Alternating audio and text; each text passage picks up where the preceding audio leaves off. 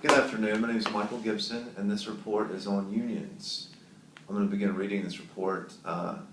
Unions have helped the United States become the country that it is by being the voice of the American worker, thus creating fair pay, benefits, and regular working hours for every individual. Unions have been declining in membership over the past several decades, mainly due to the laws that have been established to protect people from unfair business practices in the workplace. Unions can also have a detrimental effect on companies and individuals when negotiations are not working. When union workers hold strikes, it can harm the community, the company, and the worker by halting production. Furthermore, the union workers do not get paid while on strike. Unions have raised wages and raised prices for union and non-union members by being the voice for the individual worker. Labor unions are still needed in the United States. They are a positive force in the workplace and the economy. Labor unions help to foster and maintain fair wages, proper working conditions, and ethical treatment of workers both inside and outside of unions. In the modern business atmosphere where large corporations dominate, unions are the voice of the workers. As all shareholder groups and business organizations need to have participatory roles, unions fill that need for the workers of a company or institution. Labor union membership has fallen drastically in the past 4 decades. From 1973 to 2007, union membership in the private sector declined from 38 to 8% for men and 16 to 6% for women, according to Western and Rosenfield, 2008, page 513. Not coincidentally, wage inequality has risen in the same period of time. Point out, during this time, wage inequality in the private sector increased by over 40%. This indicates that there is a correlation between the presence of unions in the economy and the degree of wage equality.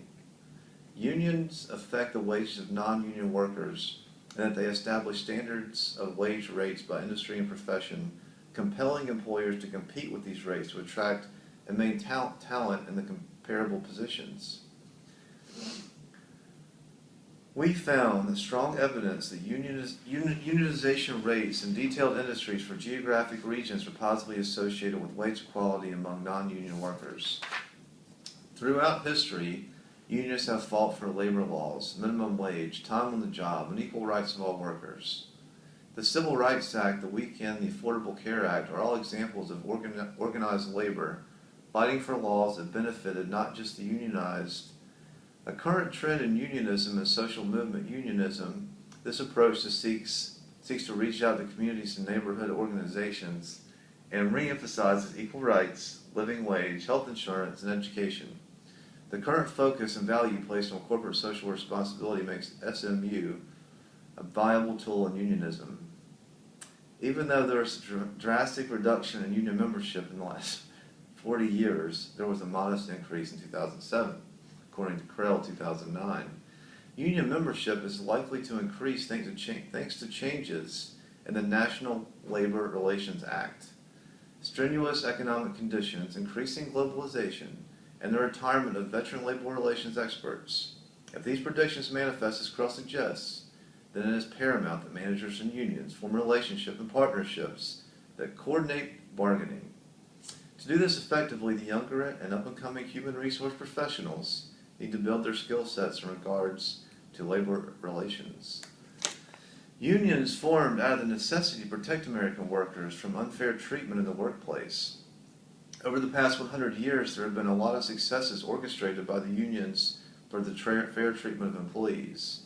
Without the help of unions, many workers have had no voice when it came to the working conditions. Furthermore, most workers in the 20th century were treated a little better than slaves during the beginning of the Industrial Revolution. The power and influence that unions have had in the United States throughout the 20th century is exemplified in the modern-day work environment through wages, benefit packages, working hours.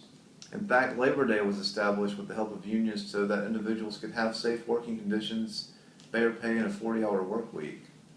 Regardless of the industry, unions have helped every American worker establish a better wage for themselves. Even non-union members have experienced trickle-down effects from the influence unions have had with varied industries. When workers form unions, companies are forced to raise wages to compete for the best workers. However, even though non-union members gain some benefits from a union's influence with a company, they are still to this day paid less on average than those who join a union. Non-unionized workers' pay rose more than non-union workers over the past 12 months.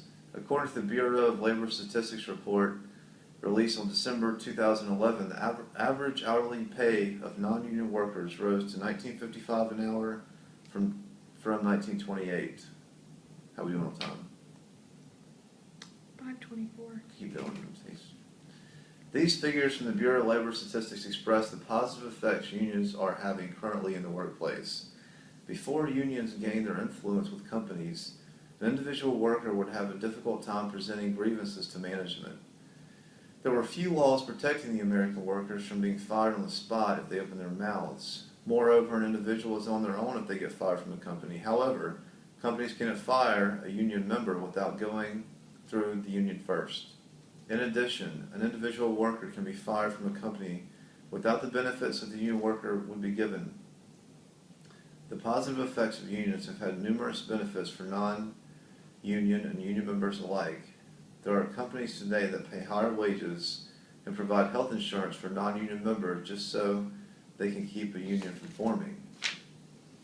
Unions often create negative impacts across the board for employees, consumers, and companies alike. While it may seem that unions are the only interested in the well-being of workers, they cast negative effects for everyone in the process, causing higher prices and increased resource allocation for companies. To begin with, unionization of industry is not free, and membership can add up to hundreds of dollars in dues that members are required to pay to both gain and maintain their memberships. Unions require those dues to finance their operations and to increase their membership. Union lobbyists must spend large amounts to attract and promote their union, and those costs rest directly on the backs of the membership. Also, membership means that if the union declares a strike, the members are expected to quit work, which in most cases means no income during the strike. Strikes are rare, but can be costly to the member and the community depending on the industry involved. Secondly, unions can cause major stresses on companies as they inflate the wages of workers, and in the good times, companies generally go with the wage increases so as not to anger the unionized employees. In downtimes for the company, the unions are rarely willing to reduce wages, which can lead to unforeseen circumstances. Companies are often forced to pass those high wages on to the customers of their products, meaning unionized worker products are likely to cost more than non-unionized worker products. The increased costs are often passed to the consumer if the difference in price is large enough and the products are similar enough. How much time do we have? 7:47. Okay, let me go to the end. And then finally, we have, regardless of the industry, unions have helped every American worker establish a better wage for themselves.